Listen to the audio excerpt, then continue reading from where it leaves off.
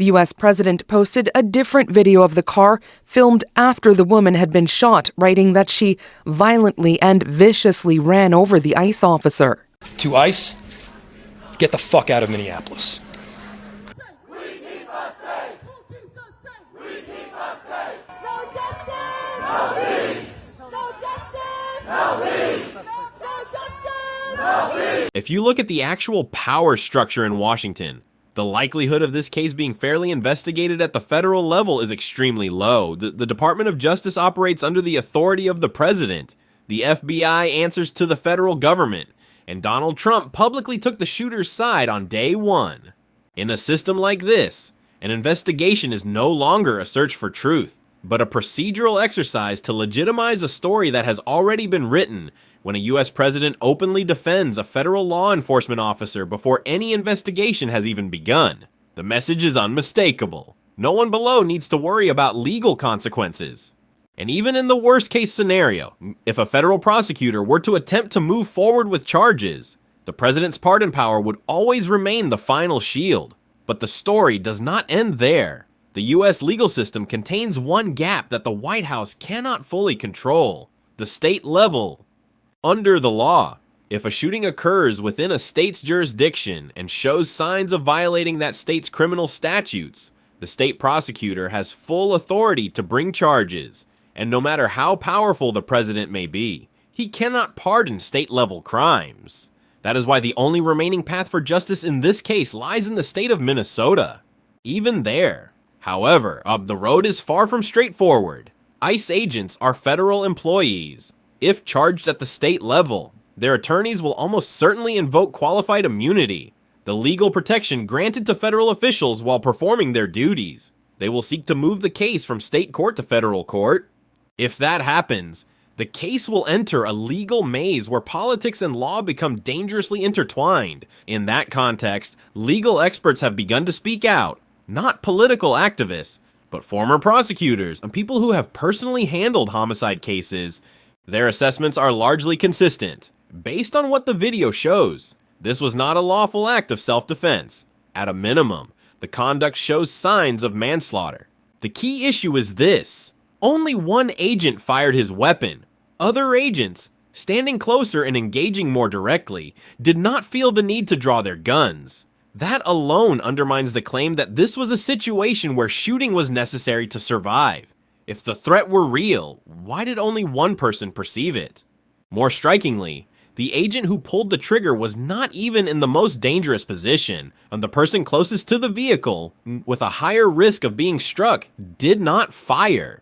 This suggests that the perception of immediate danger was not an objective assessment of the scene, but an individual decision and a mistaken one with fatal consequences. To understand why this matters, it is necessary to look at the legal standard for the use of deadly force in the U.S. The law does not give police or federal agents the right to shoot anyone who disobeys orders. It does not allow shooting simply because someone is fleeing. Deadly force is permitted only when there is a clear and immediate threat to the life of an officer or others. Immediate is the key word, not hypothetical risk, not speculation, not emotion, and certainly not frustration over a subject failing to comply. In the video, there is no snow. This detail may seem minor, but it directly contradicts Kristi Noem's initial claim that the ICE vehicle was stuck due to weather conditions. The road surface is dry. There are no signs of the vehicle being immobilized. When agents step out of their vehicles, there is no snow beneath their feet or around the tires. In other words, the context described by the authorities does not exist in the footage. The video then shows the woman's vehicle reversing slowly and in a controlled manner.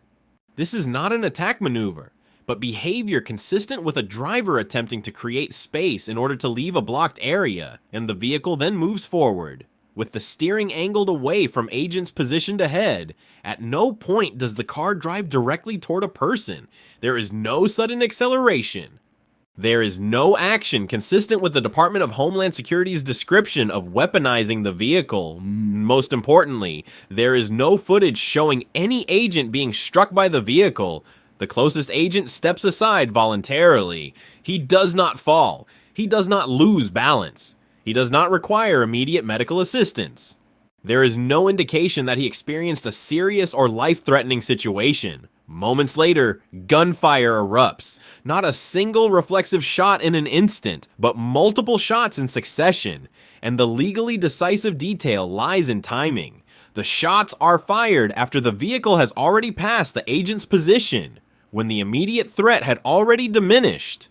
This is what makes the claim of immediate self-defense difficult to sustain. And if the shooting was meant to stop an ongoing threat, the question becomes, how long did that threat actually exist? Once the vehicle had moved beyond the point of potential impact, the legal justification for continued deadly force begins to collapse. After the incident, the video continues to show the agent who fired the shots. He moves normally, with no visible signs of injury. There is nothing to suggest that he had just been struck by a vehicle. These images directly contradict the narrative that he had just survived a severe, life-threatening encounter. The gap between the video evidence and official statements has led the public to question the accuracy of the White House's claims. Donald Trump stated that he had watched the video, yet what he described does not align with what the footage actually shows. When a president reaches a factual conclusion that contradicts visual evidence, the issue is no longer a matter of perspective. It becomes a direct political intervention in an incident with clear criminal implications. In that context, the president's words do not merely shape public opinion, they exert invisible pressure on the law enforcement system itself. Prosecutors, investigators, and even federal agencies all understand that this case was labeled by the White House at a very early stage. Kristi Noem later adjusted her message. In her subsequent statements, the tone became more legally technical, using familiar phrases such as fearing for his life and defensive shots. This is language commonly found in official justifications for the use of deadly force. However, the law does not evaluate actions based on wording, but on the sequence of events and concrete evidence. And here, the visual evidence does not support the claim that firing was the only available option. Another detail with decisive significance stands out. Only one agent used force.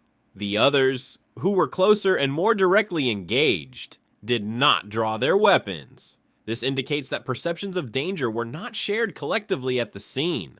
If the threat had been objective and immediate, the response would have been collective.